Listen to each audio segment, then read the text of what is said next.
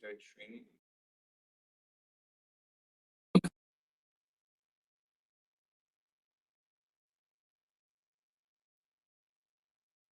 Looks like you're up and running, man.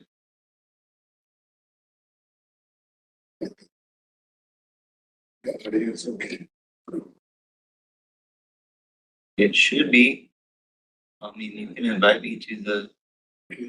Test. Well, just let me send me the link to the stream.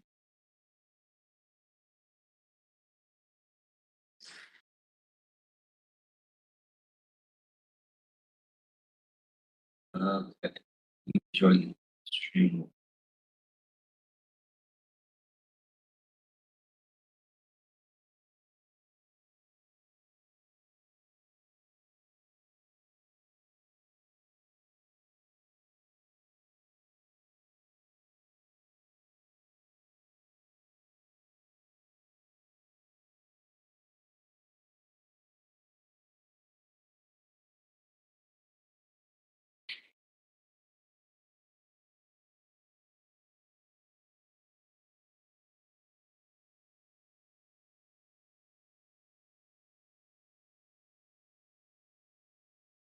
Hello, check.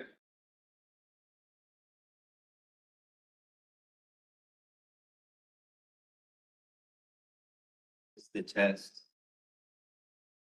Sound check. There's a delay going on. X. You want to check? Yeah, there's a delay. Do you want that? No subtitles. No. It's the text. Turn that off.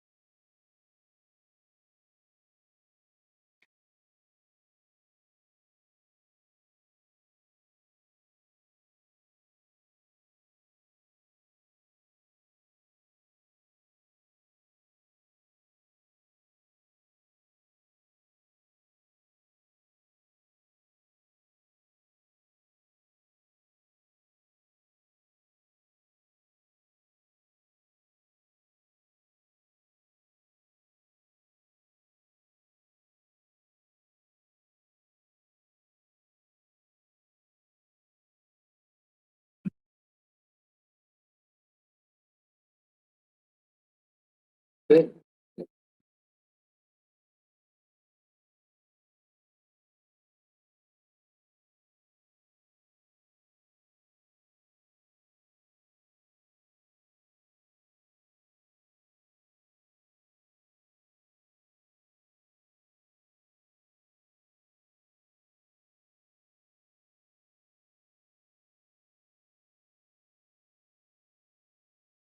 Check, sound check. We turn the captions off. Oh, you're still there. Maybe if it's live stream, maybe it's good that 2-1. Did anybody request them?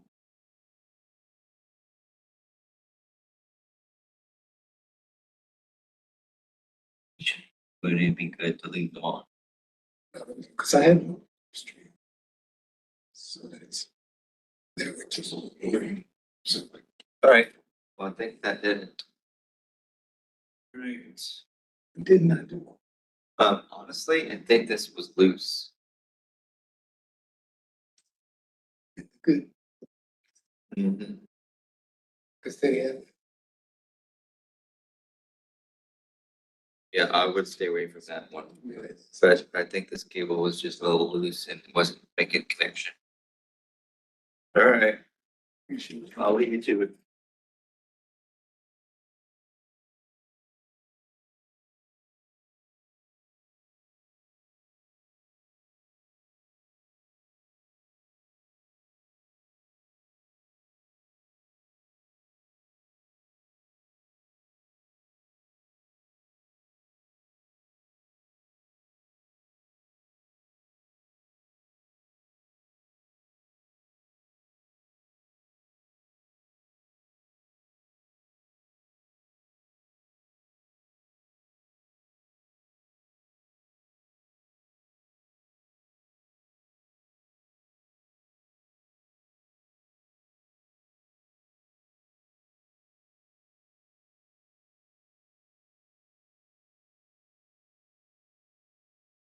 Make sure.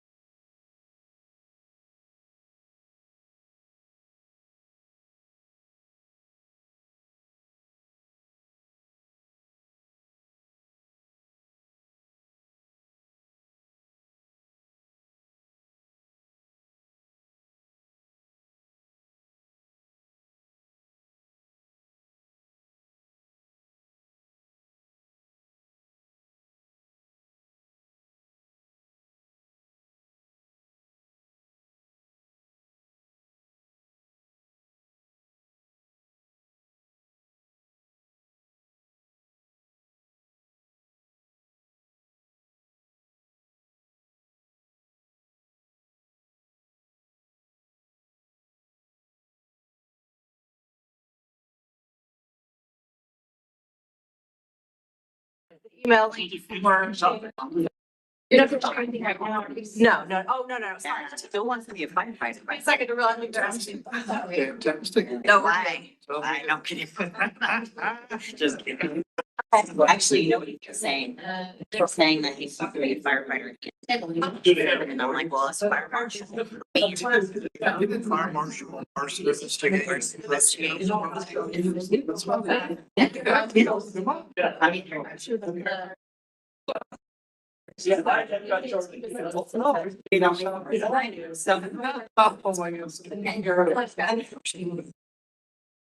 Harlingen Valley.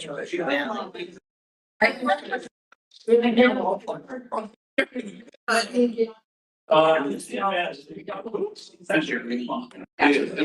he does, be nice. Here's that thing.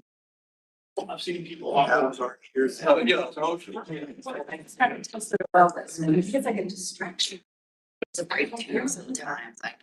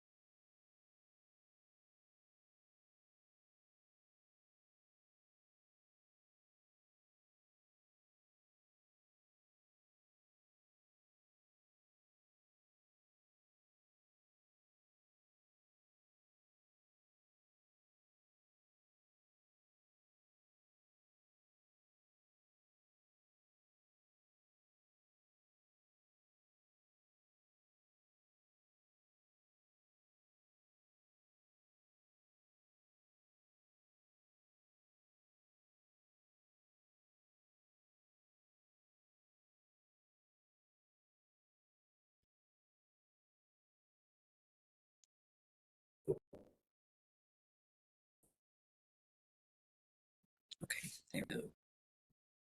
Okay, there we go.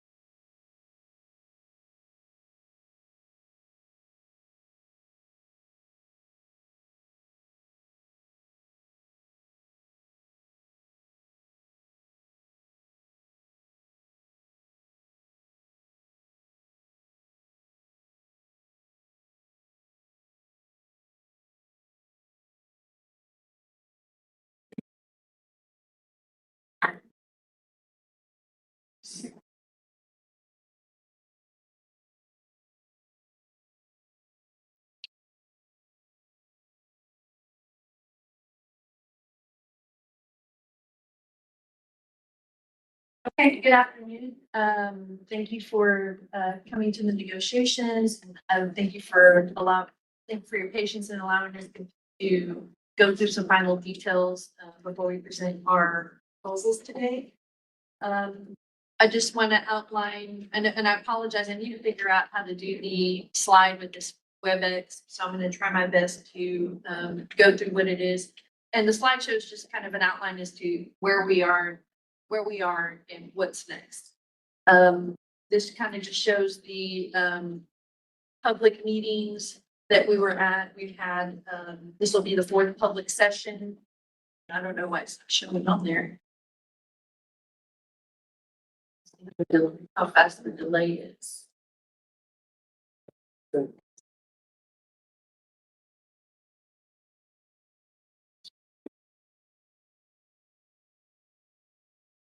It's not showing. I'm sharing.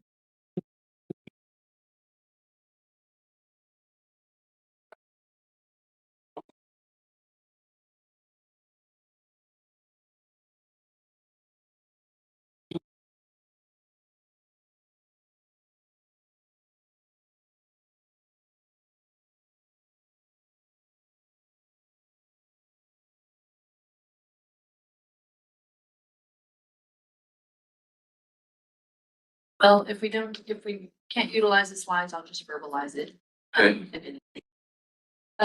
This is our fourth public session, September 10th, 2025.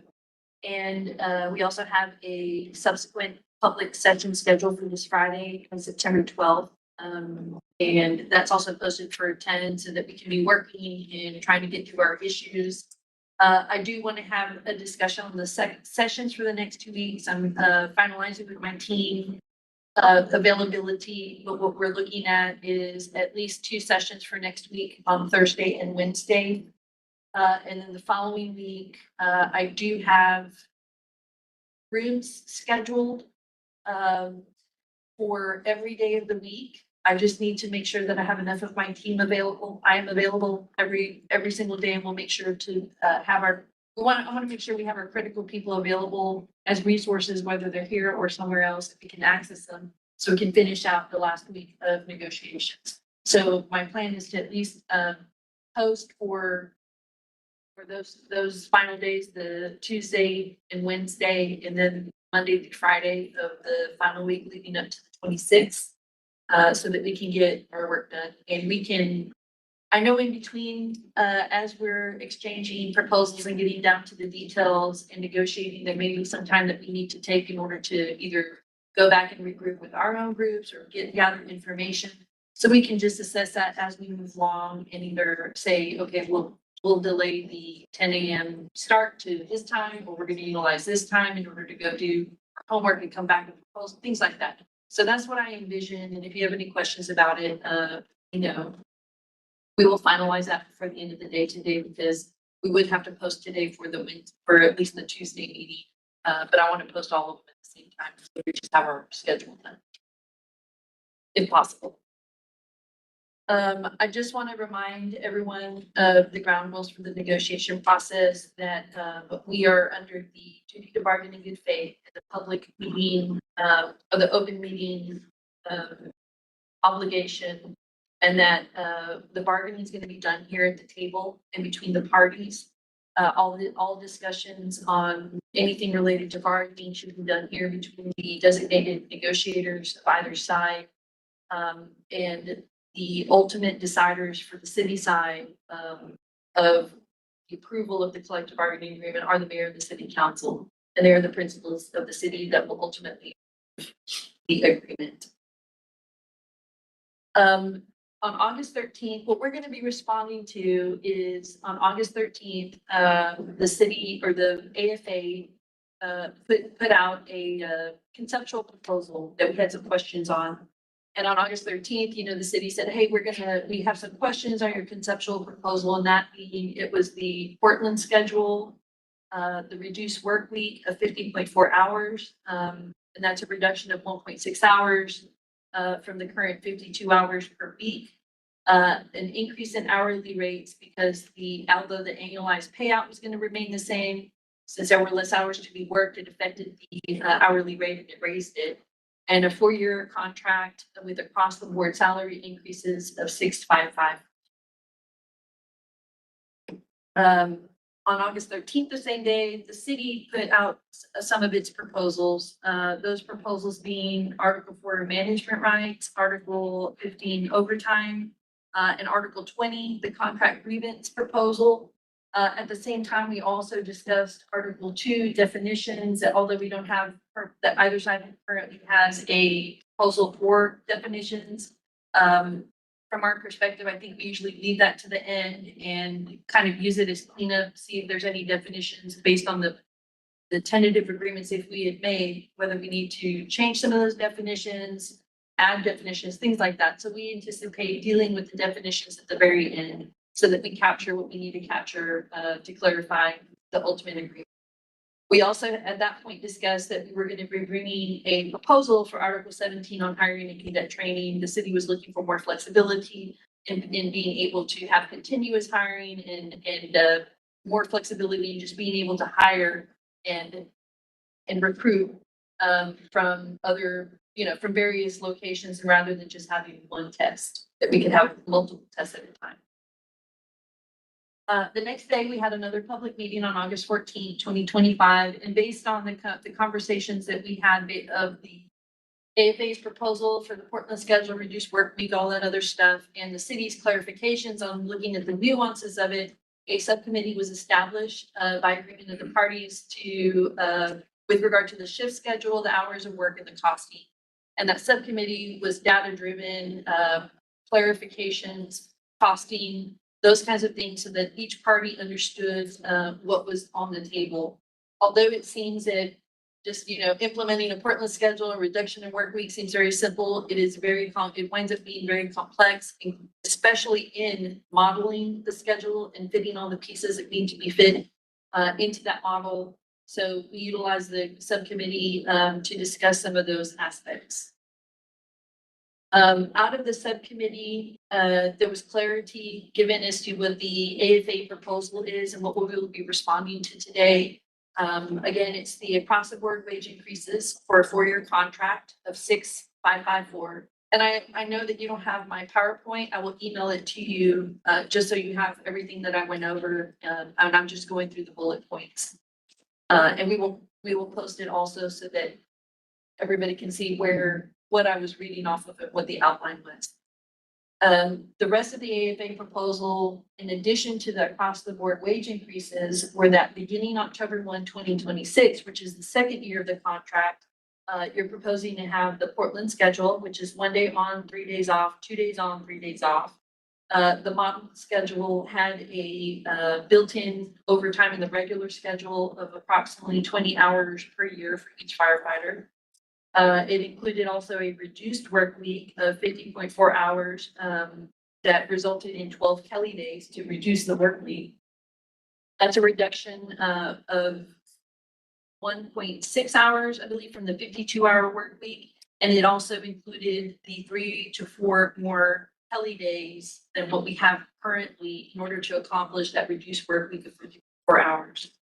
Also included in the AFA's proposal was that any shift work outside the regular schedule would be a premium pay, paid time and a half, meaning that if you were if your regular schedule, no matter whether you had met the FLSA threshold or not, if you worked anything outside of that, and you did not take any leave that was not productive, that you would receive time and a half premium pay.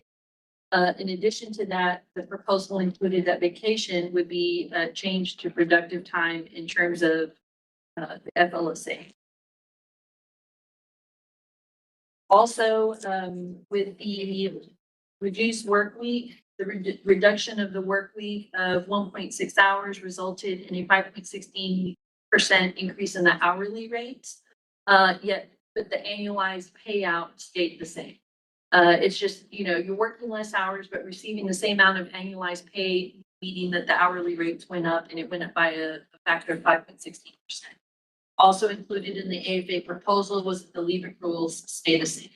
And if there's any questions on this, I pulled it from, the items that we had been discussing and what we had costed.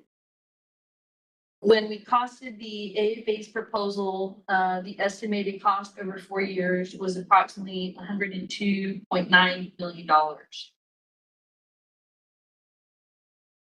So what we're doing is now we are responding to that proposal. And we're going to go through proposals today on September 10th. And I'm going to outline the proposals and then we'll go through them. We're going to be submitting a proposal for Article 9, wages and benefits, Article 14, hours of work, Article 16, promotions and hiring, Article 17, hiring and cadet training, Article 18, investigations and disciplinary actions, Article 19, use of civilians, Article 23, fire cadets, and Article 30, termination of. So I'll go ahead. I wish, It's saying that when you were sharing it, showed up here in the tree slides. is it showing right It was now? showing for them. No, so if you can go back to or now, there's a now, so it's showing up.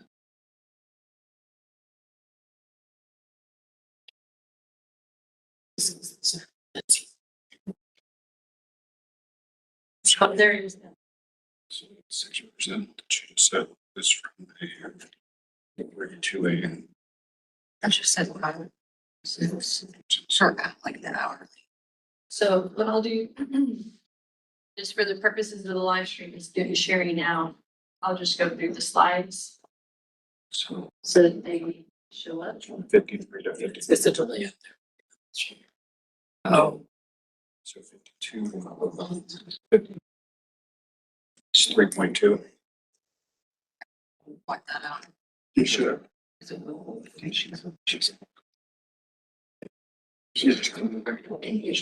you're saying, so what is it? She said So hourly rate.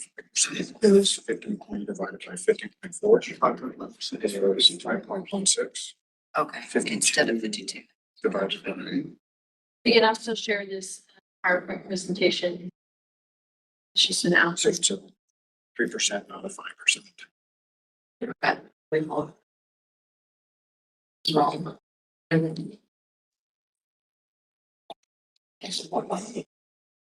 So the first article, I think the way that I'm going to share this article is, it's not going to be in numerical order. And I'll just tell you which ones I'm gonna do. The first article or the first proposal that I'm going to go over includes Article 9 and 14. That's the wages and the hour of work. The next article I'll deal with is Article 18, investigations and disciplinary actions. Then I'll move on to 19, use of civilian employees.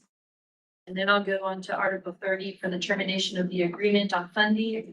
And then I'm gonna turn over to Devin, and he's gonna go over the proposal with regards to Articles 16, 17, and 23, and that's promotions, hiring.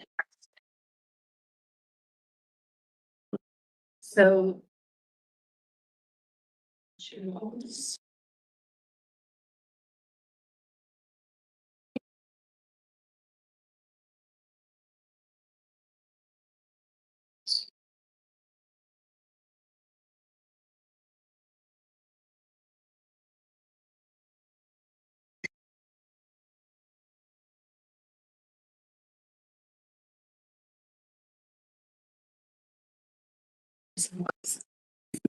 I think it's supposed to be Tuesday.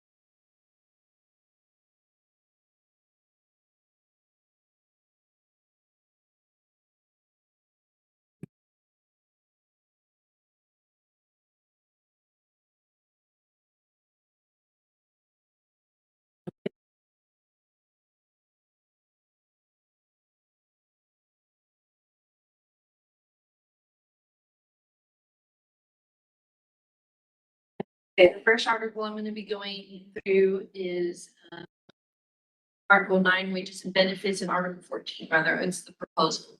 And before I start, this is inclusive of the other proposals that we placed on the table on August 13th. When we're looking at this, I want to make clear that the wages and the benefits and the hours of work that we're proposing right now is in conjunction with all of the other proposals on changes, including hiring and promotions. So we just want to make sure that you understand that, you know, we're not going to piecemeal it. We're looking at this in as a holistic approach in trying to address and come up with what we're at. The message I want to get across the table, before I go into the details of this, wages and benefits and the hours of work, that we have listened to you, we're taking into consideration the proposals, and we are trying to find a way to get, as close as we can to an agreement on what your initial proposal was. It contemplates a graduated, what we're contemplating is an implementation of the Portland schedule at some point in the contract, a graduated approach to getting a reduced work week, but at the same time, a plan to obtain FTEs that would be needed in order to achieve a Portland schedule and a reduced work. So I want to let you know, those are the things that are at play. There are a lot of, it gets very complex and it gets very nuanced, so I don't want to get the movement or the message as to what we're trying to work out. I don't want it to get lost in details, because we can always work out the details and figure those out and come to an agreement. I think that what we're talking about right now is the concept as you try to achieve something that is, again, like Ron said, winds up in a transformative contract, something that is beneficial for both the city and the firefighters and the community. And that we work towards trying to figure out a resolution or a middle ground where we can agree here. For the first year of the contract, during our subcommittee, it had initially been proposed that the Portland schedule was to be implemented, I think, on January 1, 2026. Seeing as that how complex it is and the staffing that would be needed in order to accomplish a reduced work week and a Portland schedule. It was discussed and proposed by the AFA that rather we were looking for that to start on October 1, 2026. Is that right? The right date, the second year of the contract, the proposed contract. So taking that into mind, the first thing that the city wanted to do was we had a compensation done, which a compensation study done, which we had forwarded to you, that showed that that although we are above the median in the market, when we look at how far we are from the second, not the first city, but the second city on that market study, that we were a little bit below, or we were below that second city was. And we wanted to address those steps that showed that we needed to maybe move up or put some money on those steps. One of the things that we thought about and we listened to was that we want to make the city of Austin Fire Department the premier fire department, that we want firefighters to say, I want to go work there, right? That they're going to apply and they're going to want to follow through in the hiring processing and work there. So what we wanted to do is focus, and what we have budgeted is 4% of the total value of the fire wages. That would be the value of what 4% across the fees would be, which is a total amount of $5.8 million. And what we want to do is take that $5.8 million in the first year and focus it on the entry to mid-level steps in order to bring those back up to be competitive with the second highest city. And focus on that, as well as think about how to hire or focus some of that money to hire some additional FTEs in anticipation of going into a Portland schedule in the second year of the contract. For hours of work, Article 14, in the first year, everything would remain as it would be at the end of the contract, which is a 52-hour work week in the 24/48 schedule. Beginning year 2 of the proposed contract, I'm going to start talking about the hours of work under Article 14 for years 2, 3, and 4. We're proposing that we do implement the Portland schedule and the shift schedules that are utilized in that kind of Portland model, or again, like the 1-3-2-3, which would be the fire suppression and probably that would probably be the majority of the shifts. The 24/48 shift schedule, which could be used for people who cannot work the 1-3-2. The any schedule presently worked by the union members, which includes the 5 8-hour days with 2 consecutive days off, and the 4 10-hour days with 3 consecutive days off, and any other schedule that would be mutually agreed upon by the parties. What we're willing to do on our proposal is try to achieve an average of an estimated 51 hours per week, work week. It would be a reduction of an estimated 1 hour per week. And the reason that I say estimated is when you do the modeling, you're trying to figure out how this works, it may not be just 51.0, but that's what we're trying to achieve is how do we get a significant or some, a reasonable, meaningful work week reduction in that second year of the contract. The other parameters the city has is that we're looking for no built-in overtime on a regular schedule. That the FLSA will be followed with the FLSA threshold followed. That there be no change in productive and non-productive leave. An ask by the chief in regards to the change of the shift is that currently he has staff positions, that are 40-hour staff positions.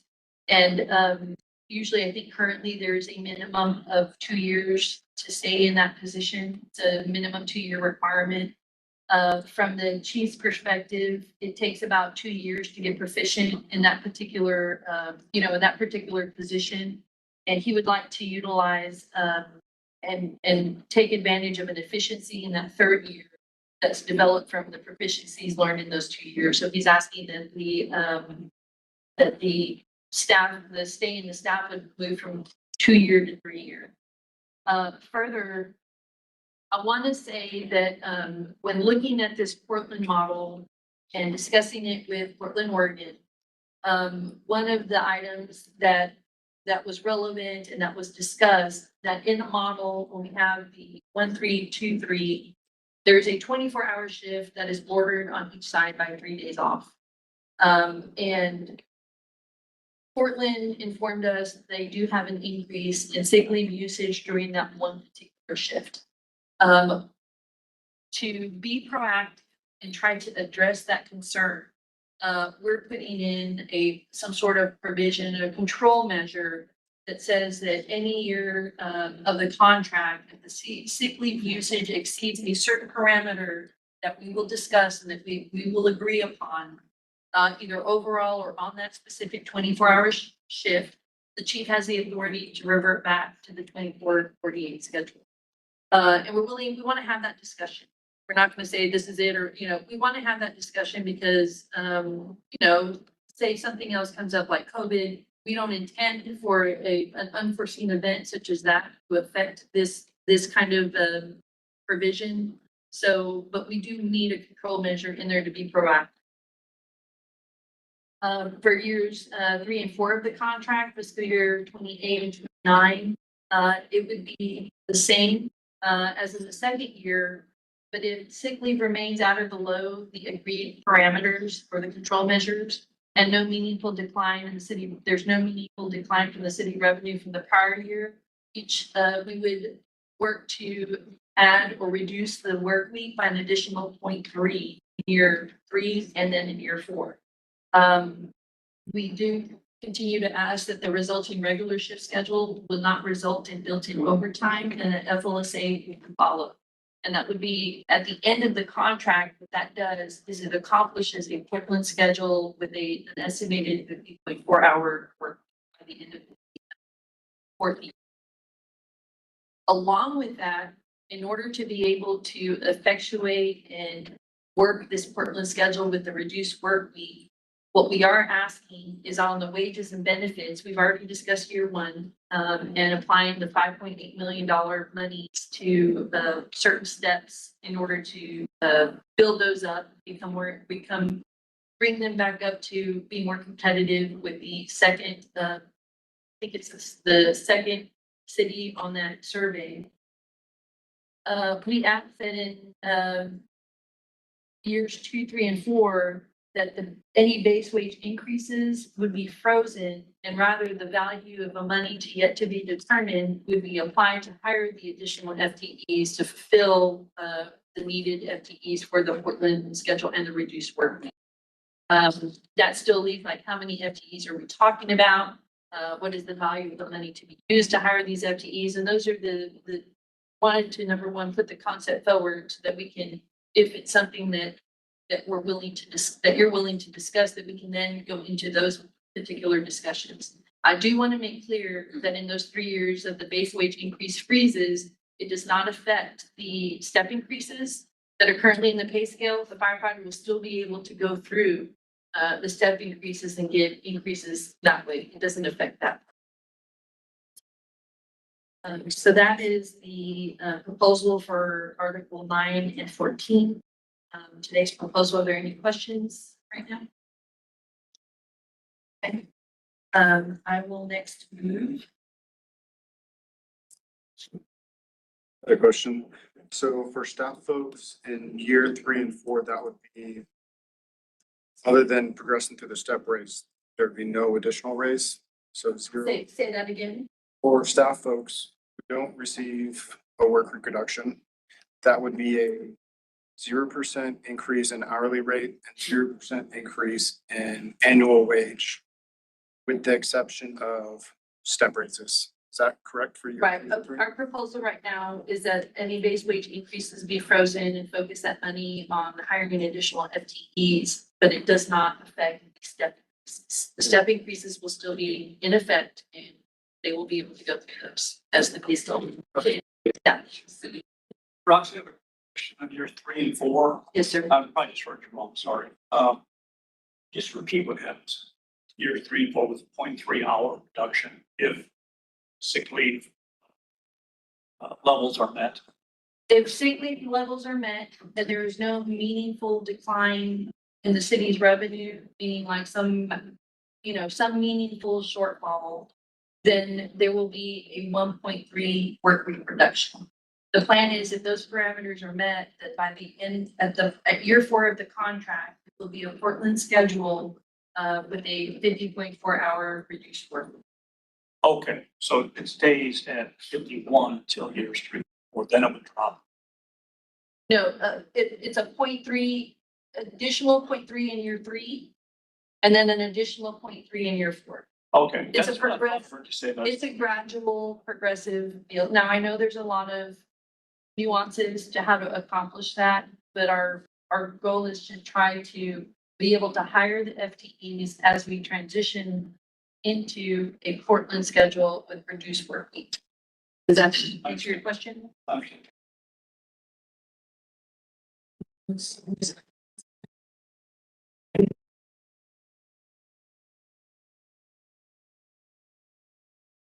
Okay, now I'm going to.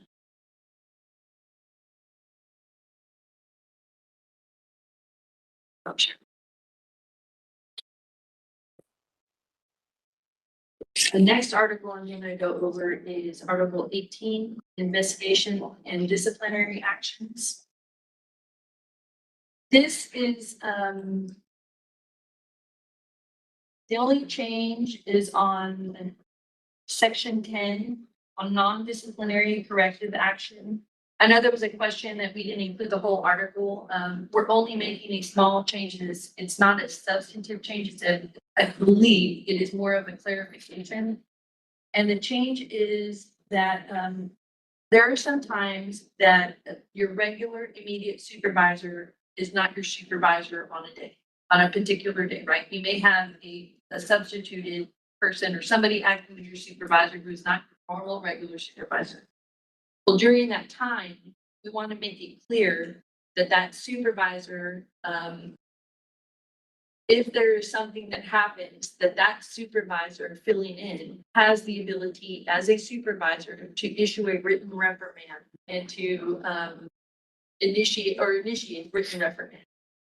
Meaning that if there's somebody that witnesses it, well, let me talk this, there's a supervisor or a higher ranking officer that witnesses some sort of inappropriate behavior, that they have the ability to initiate a written reprimand in that process. That it is not, that cannot happen just because their regular immediate supervisor is not there.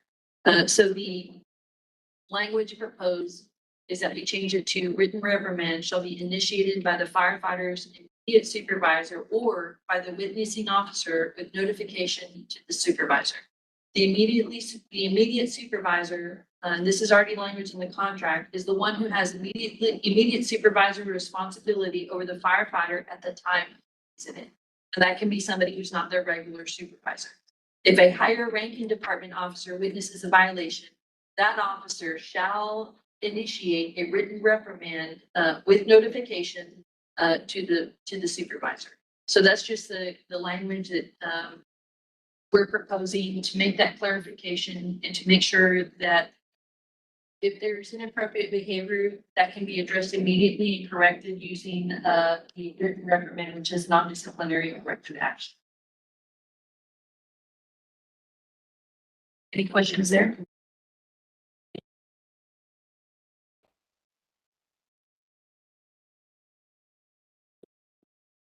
Ross, just really quick, I'm sorry. What if it be a supervisor of that person? Just be a higher rank. Fraction. I think it's both. I will give clarification to that question, but I think I understand that it's both. So anybody that's a higher rank or witness.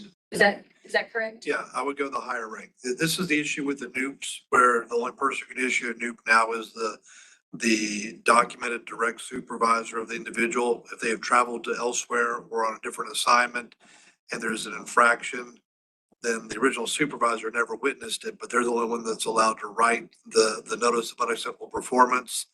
This allows the higher ranking individual or supervisor at the time to take that corrective action of a new and then inform the direct supervisor. So the person witnessing is the one writing the new. The direct supervisor is made aware of it as well. That way, if it is an ongoing item for monitoring, the direct supervisor has that awareness, and the new itself runs its normal path as the policy dictates. What about somebody outside this chain of command? Let's say a communications captain, but just an operations person doing something. He considered a policy violation. But outside the chain of command, not immediate one, not immediate supervisor, second level, third level, outside of the chain of command. If they witnessed it, I would think I think there's room for conversation on that. But I would see that as still an appropriate opportunity for a noob to be given. If they witnessed it, they can properly document all that to provide that correction, even though they're not the direct supervisor at the time, but the direct supervisor still be made aware of. The language, and I'm not trying to debate what's the right way to do it, I'm trying to understand your language, is language allow for non-immediate supervisor higher rank to do us, and it doesn't ring. The way it's written, I can see where it creates that particular question. It would be our thoughts that it's opened up to as what the way you're asking is that any one of the higher rank can see that, take the appropriate corrective action. But the direct supervisor who's documented as the person supervisor be made aware of it for the follow-up thereafter. Okay, we're gonna come back with comment, we just wanna make sure we understand what you mean. So, thank you.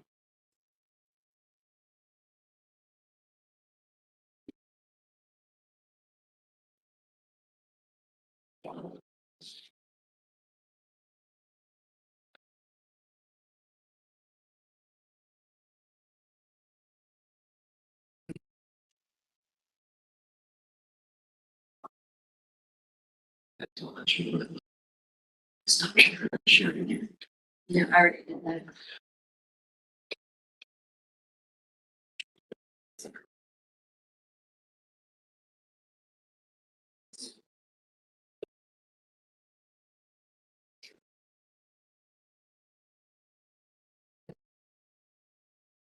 It's gonna take me out.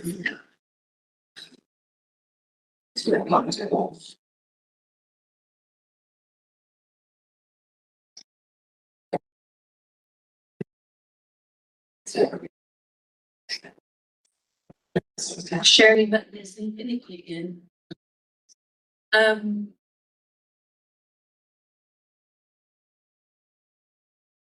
Just go over the, it's Article 19, use of civilian employees. I'll go over what the premise of our proposal is, and, I've already shared it with you. We'll also post it so that on the Article 19, use of civilians, there's a couple of changes that we're proposing. First off, in fire prevention, section 2, we have added a sentence there that states certain inspections, such as maintenance inspections, may be performed by civilians under the supervision of a firefighter. On section 3, fire communications technology, we deleted the language that we don't believe is no longer necessary because there was a transition, I believe, of some civilian staff in that fire communication section. But we are adding and proposing that fire communication technology such as CAD may be performed by civilians. I believe there's one position in that section currently. Is that correct? For For the CAD? For the CAD, there's currently one firefighter that has the primary responsibility for that. That's a unique Okay. dish skill of modifying and adjusting the CAD. So you're talking about one position that's, excuse me, in what they call the hallway, so to speak, not the dispatch floor.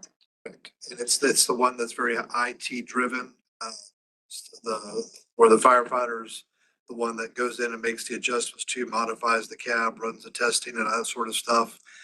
I don't know that's a skill that everyone nowadays particularly has. And given that it's such a unique niche item, that we'd want to make sure that we have someone who's got the right credentials and certifications to do that.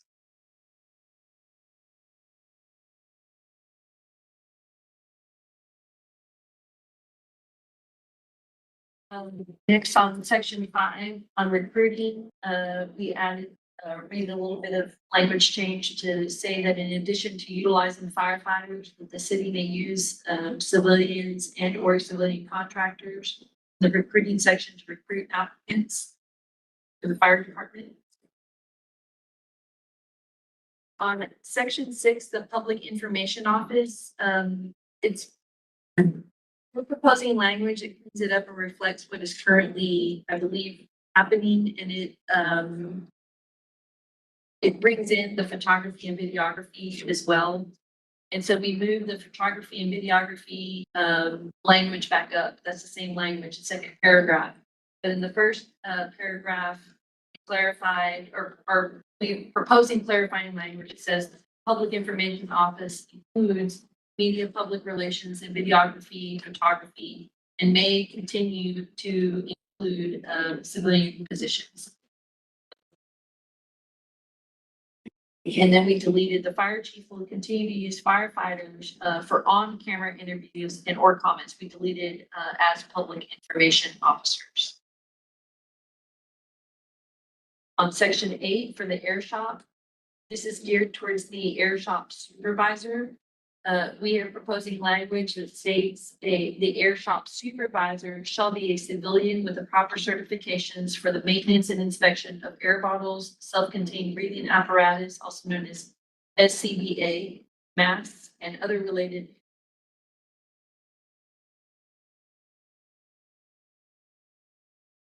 There are any questions on that civilian use of civilians proposal?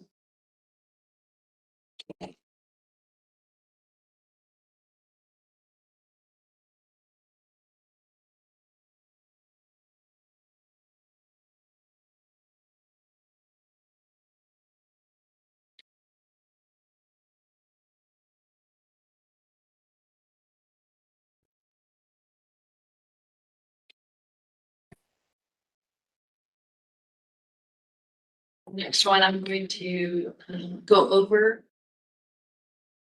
Yeah, this I'm sharing is the Article 30 termination of the agreement. A lot of this language is a little bit is the first part of the term of the agreement is just cleanup language when it refers to the award. Now we're going back to what a collective bargaining agreement that was negotiated. So in the first section 1A, we're changing it to say that the agreement shall be effective as of the date that there may be a typo, but the date the agreement is ratified by the city council. And then we left the term of the agreement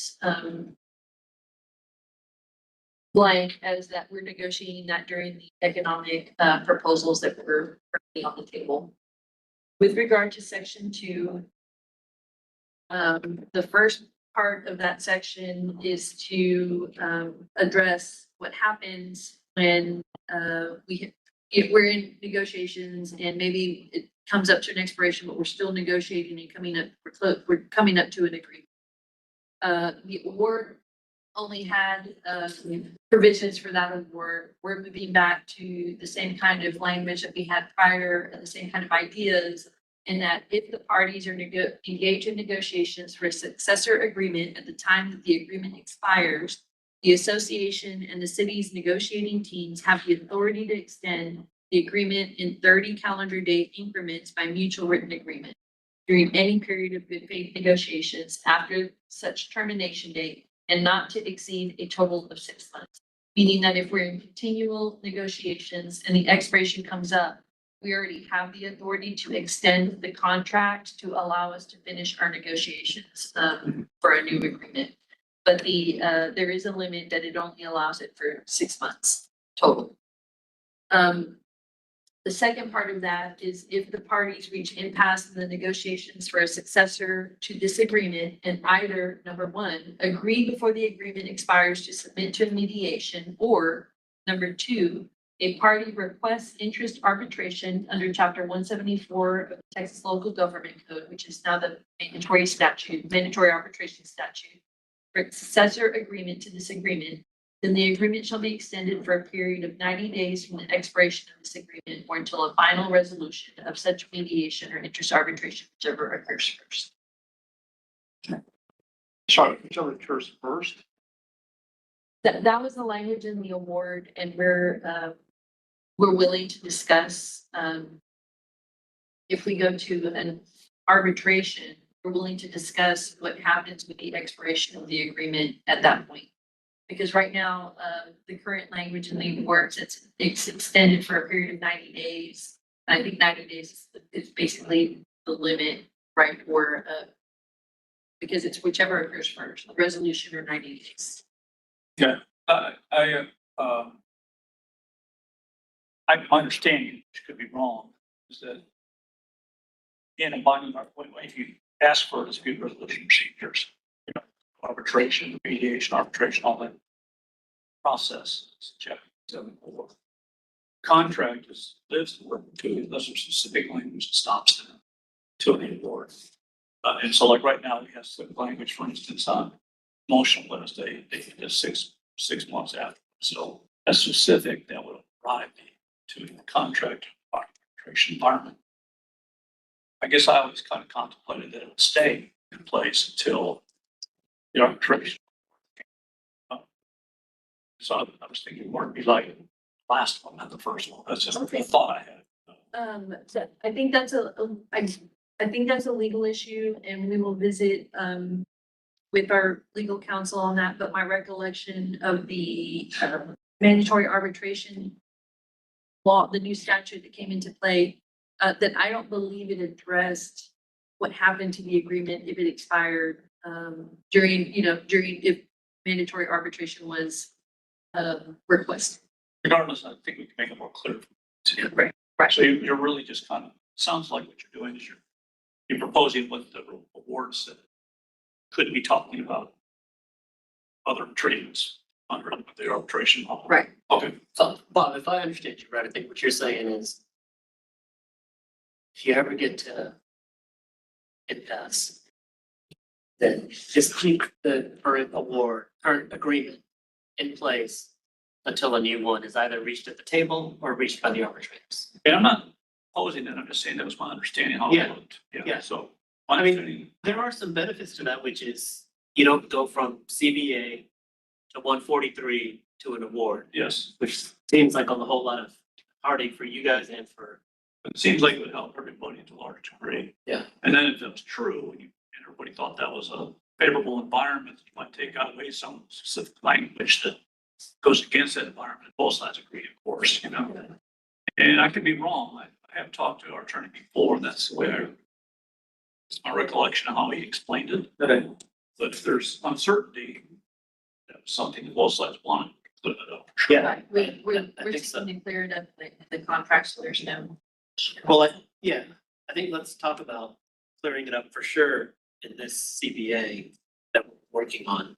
But also if there is some uncertainty and we have a meeting of the minds of what we actually intended, then we can just do an LIU for the current one to make sure over the next 90 days, 100 days, whatever we are at, you know, we don't end up in that situation. Okay, that's super helpful. Yeah, okay.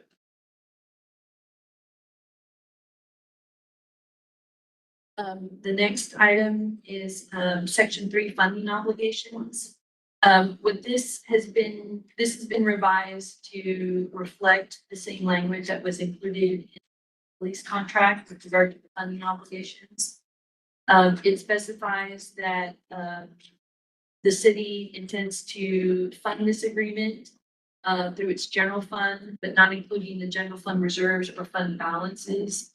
It also adds some clarifications on, what sections of the Constitution we're referring to, sections 5 and 7, the Constitution. The last two paragraphs are new for the contract, but are the same language that's utilized in the police contract. In the event that any change in state law modifies the city's budgetary and or revenue authority, or if the city council adopts a budget requiring a voter-approved tax rate election, and the voters do not approve the proposed tax rate, the chief financial officer for the city shall determine any proportionate reduction necessary to meet the funding obligations set forth in this agreement under the actual implemented budget for that fiscal year. Now, that could be anything. It could be zero, it could be another number. So it doesn't necessarily call for a reduction at that point. That's left up to the CFO based on the information at that time. The certification is then shall be provided to the city council. And the city council is shall have the authority to make any proportionate adjustments to the funding obligations in the agreement only after the city bargains in good faith with the AFA for at least a period of 30 days, if there is something that we need to address. And that bargaining would be concerning the manner in which such proportionate adjustments are to be effected.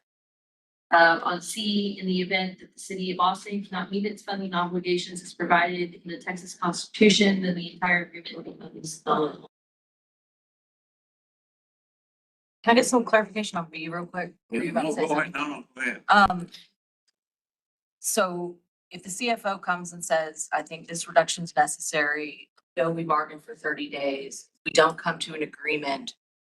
Like there doesn't have to be an agreement at the end of that 30 days, right? According to this, like Correct. the city council could still decide, okay, The it's city- bargaining, but with that doesn't have to have an agreement at the end. That's right. Okay.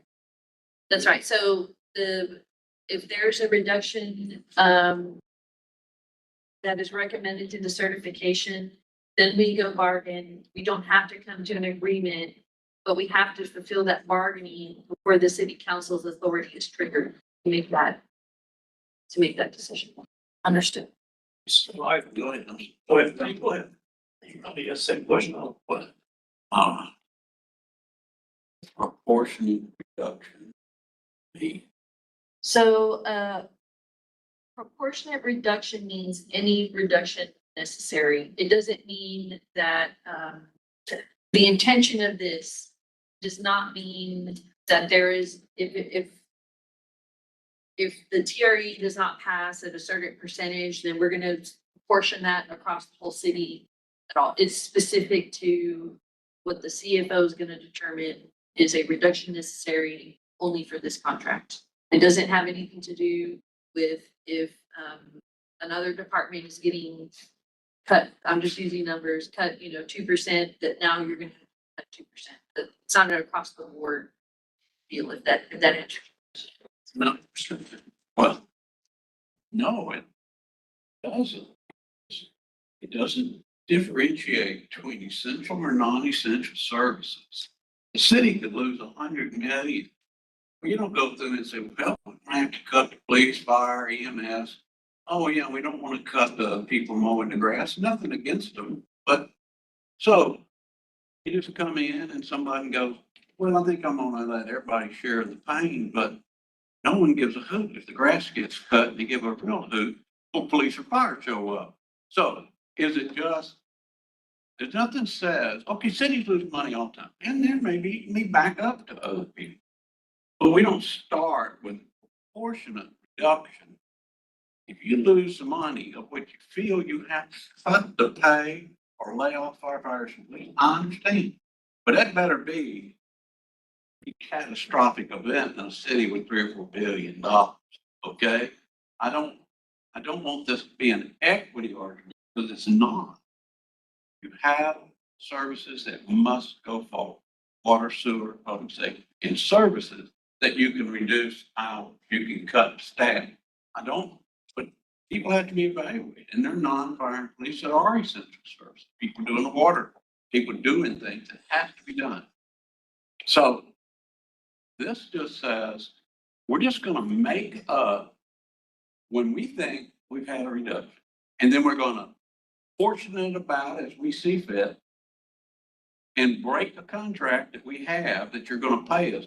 If it's catastrophic and you're in violation of state constitution, if you can't balance your budget, well, then that does require a conversation. But this doesn't break, I don't pick it on you, it doesn't break out any of that. It just says, well, let's just all show up, but we're gonna break these contracts that we have with people that we're paying them. And so, but we can do that without it having any connection to what money was lost, where monies can be saved in non-essential areas, stop hiring, whatever. So bothers me, we already have language, I think in here and in any contract.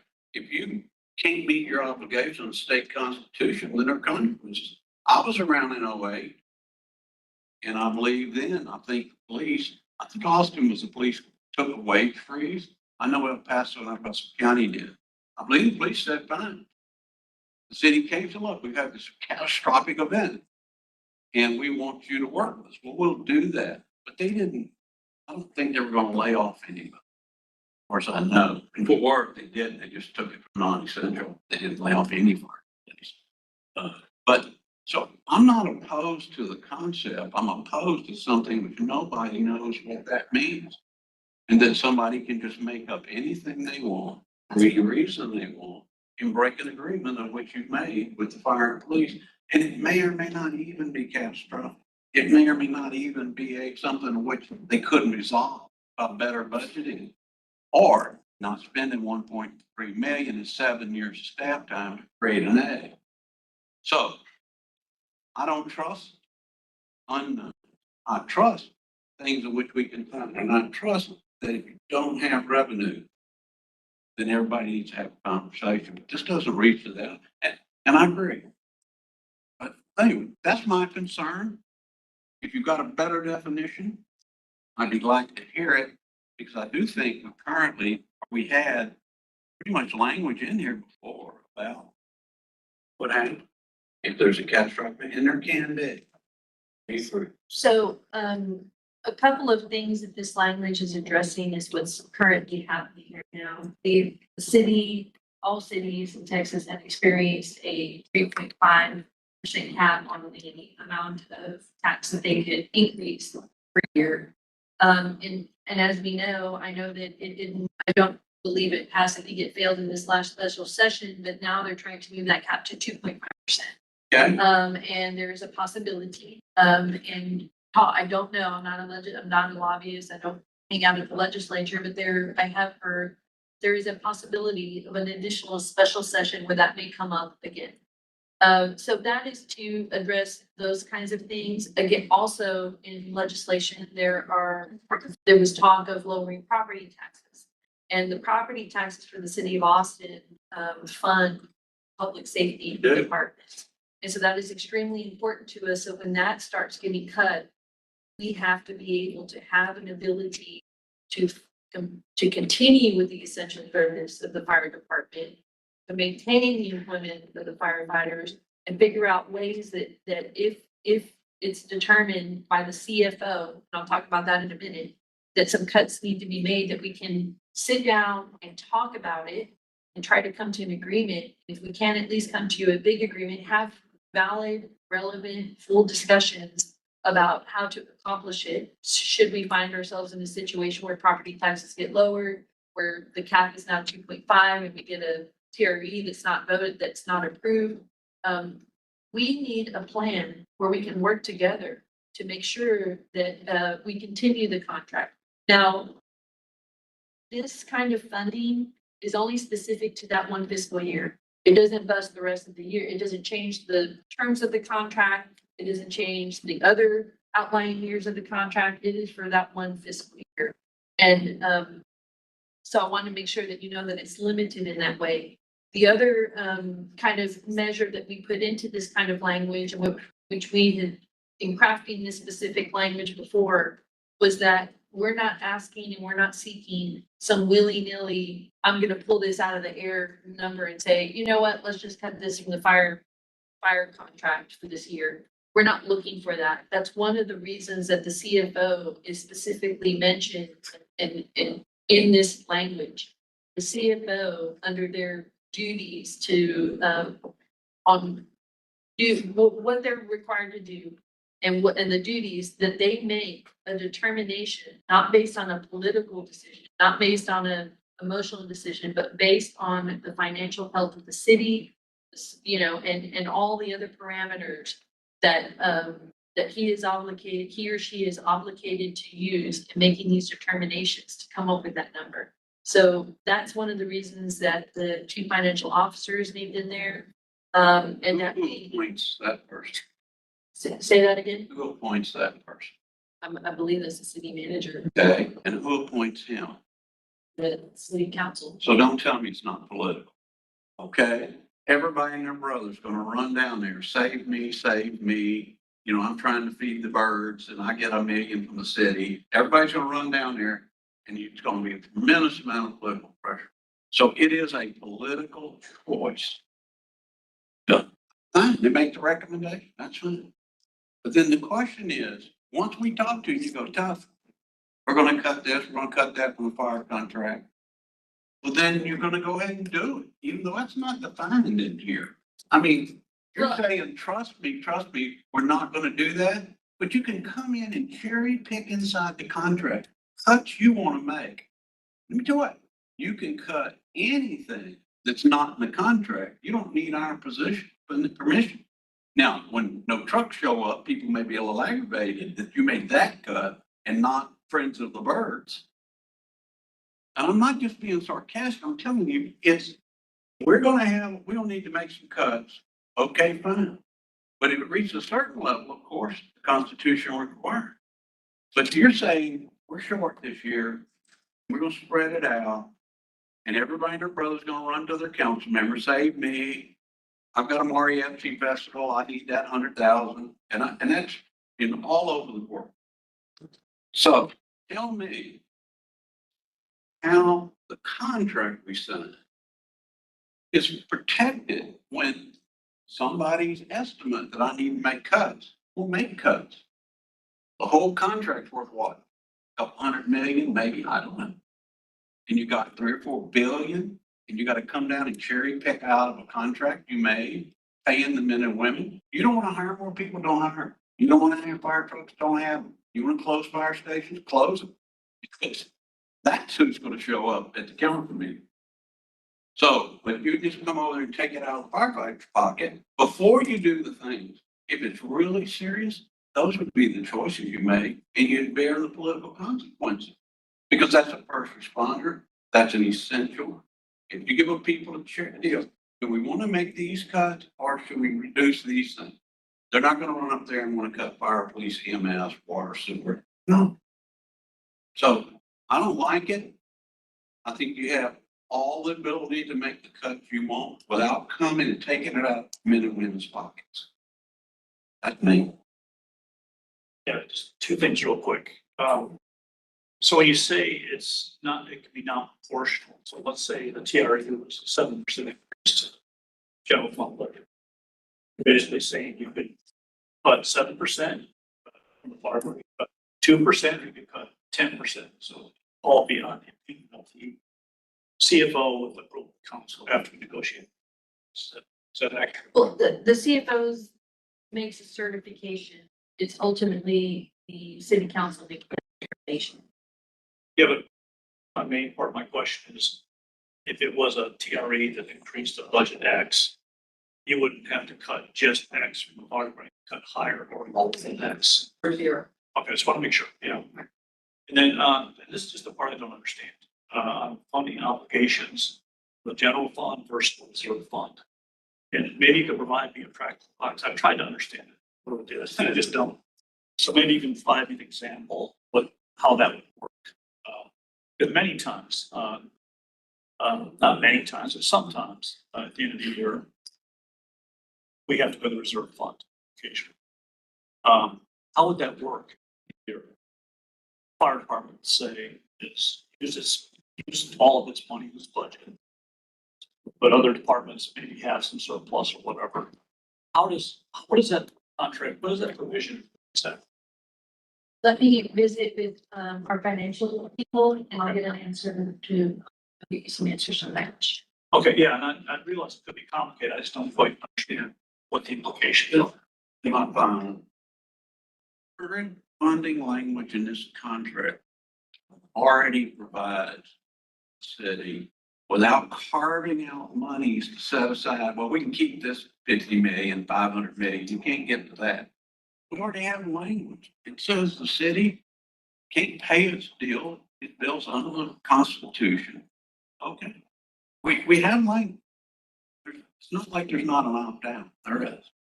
What you want to do is set us, not you personally, Set aside money you can't get to. We'll pick and choose where we want to take it, regardless of whether it's essential, non-essential. We'll make a political decision on an agreement we made, and we could be first, not last in those cuts. They could add 5 fire stations and cut the salary of everyone by 10%. And then say, yeah, but we're just taking it from you. So I have a lot of heartburn when you already are protected by what the state constitution allows. And of course, none of us have any control of the state legislature. They're gonna do what they're gonna do, and we're gonna live with it. But even if they do, the city still has, what is the total revenue of this city? It's in the billions, billions of dollars. So even if they say you can't have another 100 million, you still got billions of dollars to work. Billions. So I'm just saying, I think we should be the last in the list, not the first in the list, not proportionate. It's not proportionate. It's not equity. I get it. That's why public versus fire, police, EMS, it's water and sewer, things they got to have. But I think we don't want to be left to the fortunes of equity. It's not an equitable argument. We're on the line. I just don't think we have to be first on the line before you've made the cuts of which you should have made. If you don't get new revenue, well, then you're gonna have to live with the revenue you got. That's the state law. We don't control it. So anyway, I'm just making clarity. I'll counter later. So it's like reasonable. But, for the nice one, but, I have one other question. So if the TRA doesn't pass, you can't change non-economic. Just economic components and try to balance.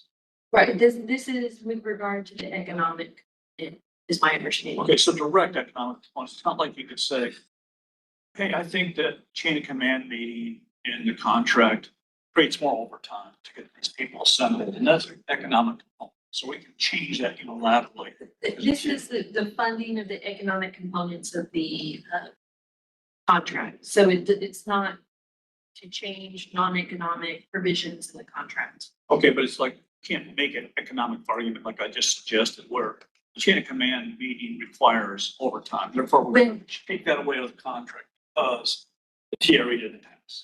So when we cost the agreement, when we ultimately agree to something and it gets ratified, the economics of the agreement are outlined in those costing. So I would anticipate that it would be whatever it was implicated in the costing or to help with the value of the contract. Okay. That sounds what I thought. Just wanted to make sure. And I will confirm that. I will confirm that to make sure that I'm not missing something, but that's my understanding as well. I mean, so in my example, I guess you could say the chain of command has some economic overtime, but that's not the level that you're trying to address with TRA fails. Right, that's, You can change those sort of components that are beneficial components that are generally not economic. right, we're talking about the economics, the things that are costed out and that are funding obligations to the. Okay, and I thought that's what it was.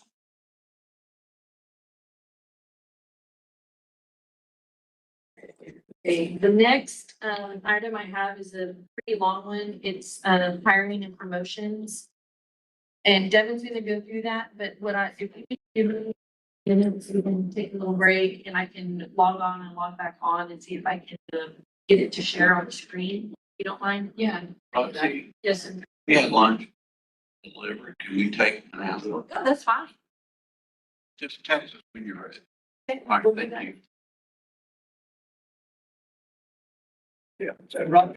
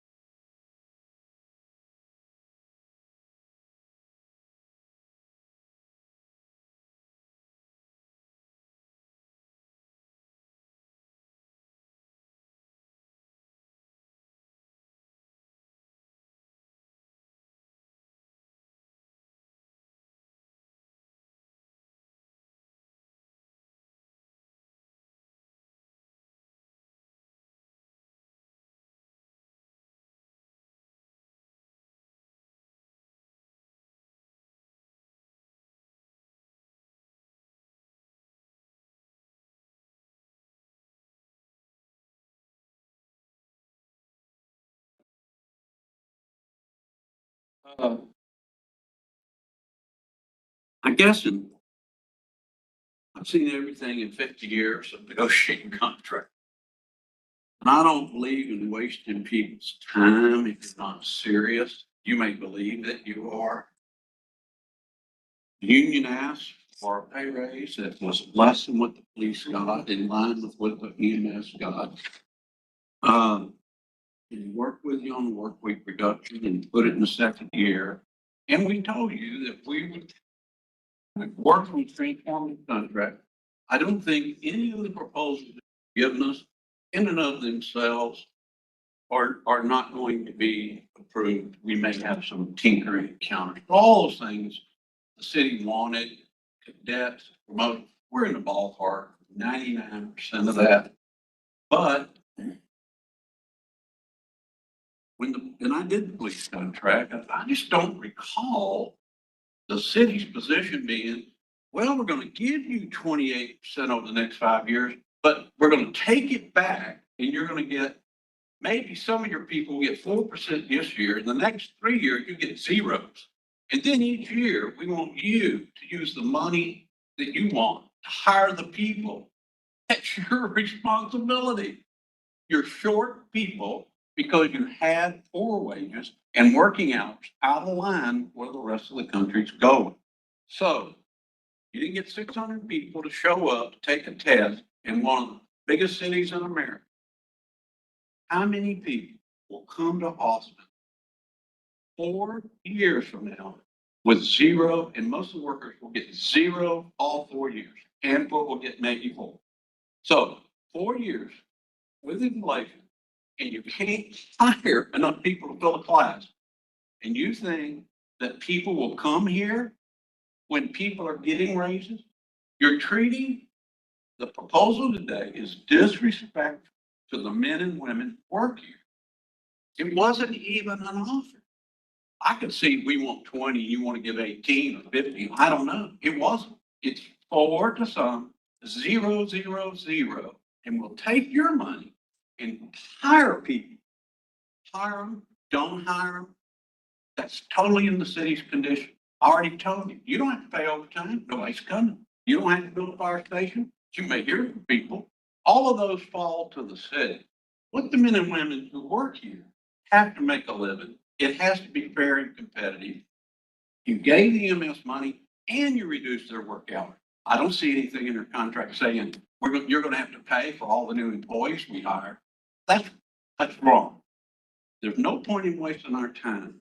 If you're not going to pay a wage, you're giving all the city workers 4. EMS, I think 3, and the police, I think it's 6 or 8. This year, now we don't have any other money offer this year. Next year we have wages. We realize, work hour reduction. We realize that's going to come some cost off the way, but not 0, 0, 0. So I don't know how you can make an offer that the people that work here have to pay to find someone else to come and work with them. Hire them, don't hire them. It's the city's job to have sufficient fire and police to deal with the demands of the service and what the public wants and is willing to pay for. 100% of surveys say people will pay for public safety. So when you're prepared to make a wage offer in line of what you gave to police and EMS, we'll come back and work with you. But I'm not going to sit here. This is ridiculous. There was no movement on the first day. No movement, really. It's still, you pay for it. We're not going to give you anything. So that's my pitch. Don't waste any more time. You got till the end of the next week, a week after next. If you don't want to do that, then it's okay. Don't jerk us around with an offer that's ridiculous. If you like to go to a fire station and ratification, say, oh, well, you're going to get 0, 0, 0, 0, and here vote for it because the city gets to decide whether someone's a deputy chief or division chief. We don't get hoot. Give a hoot about it is to be treated fairly. Wages you put on the table are in line with what you have done. We just happen to be number 3 coming up. If we'd been number 1, then they'd be chasing us. But they're not. They're the third group up when their contract expired. The The city has been very good to the police and very good to EMS and treated them with respect. This is not a respectful offer. If this is the message from the mayor and council, then just tell us it. So I beg to differ on what our proposals mean. There's a couple of things here that we have been talking about. I think we all have the same goals. And I'm not gonna reiterate it, we've already gone over those. What we had discussed on what the fire union's proposal is the fire union is asking for a work week reduction and a change in their shift schedule, which is a significant change to the operations and being able to manage how to staff those things. Now, what we are contemplating is cost sharing in that. Because there is a reduction in the work hours, and currently, aside from Houston, which is set by statute, the city of Boston works the least amount of hours weekly compared to the 8 largest cities that we compare to. And so what we're looking for is we hear you and we saying, we are considering this Portland schedule and reducing the work hours, but we need a plan in order to help staff those additional FTEs that are needed by the vacancies created from the reduction in the work week. When you tell a firefighter that you're gonna work less hours, make the same amount of money, that leaves extra hours that need to be filled. So and I thought from the very beginning that the union understood that what we're looking for, and we discussed this even in the additional Kelly days when we were discussing how to move forward from there, is that it would be a cost sharing measure to fill the additional FTEs that are needed to complete, to staff a Portland schedule with reduced work week and moving from 8 to 9 Kelly days, wherever it's at right now, to 12 Kelly days. So that's what we're looking for, and this is negotiations. If you have a counter proposal. I do. I gave it to you. But you reduced EMS hours and did not lower their pay or make them pay for it. Didn't you? Didn't the city lower the work hours of EMS and gave them the money and did not require them to cost share hiring more employees? Is that true? I don't remember. I mean, It was only a 6 month. It is, and it was 6 hours, not 1.6. And to the point is, we're dealing with the fire department here, and of the fire department that is a fire suppression department. We have Plano is doing a modified schedule that they have just agreed to. Theirs is approximately an 8-year plan where they recognize that in order to reduce the work hours and to change the modified schedule, that they have to account and have a plan for those FTEs. And that fire union agreed to participate in the cost sharing. In fact, they have their wages. And how long did they didn't go 0, 0, 0, 0? I For don't a have the year. final. I think it was a 1 year and they're the highest paid in the state, that they might have deferred any new money for 1 year. I don't have the contract. And that was the result. This is a 4 That year was the result reduction. of back and forth negotiation. So what you're asking us to do is just negotiate against ourselves. And just like you I'm said, asking you to pay. we're not gonna do that either. Oh, Let's go. We're gonna negotiate ourselves. We're asking for. Plano was 11 hours. I gave it. We're asking for 1.6. Plano And was that's 11 not, hours, not a proposal. 42-hour work week. So is this the end of negotiation? No, you got to the end of the impasse. You call any day, you're prepared to put money on the table, seriously talk about work hour reduction. We've done that. We got it, but we're not going to have to share. We share that here. But you got to pay. If you can't get anyone to work here today, ask yourself, what would the contract you want do when the fire chief goes out and says, has a recruiting drive? If you can't get 600 people today on these wages, what do you think you're going to have show up to apply 4 years from now? Well, you can come here, you're not going to get a raise, but we're going to take the money we would have given you if you'd have worked in Round Rock, and we're going to hire some more people. Hire them, don't hire them, it's your business. But you got to pay what the going rate is and treat the firefighters in the same manner, respectful manner, you treated the police and EMS. And when you decide to do that, oh, we'll be here. Otherwise, you'll be in arbitration.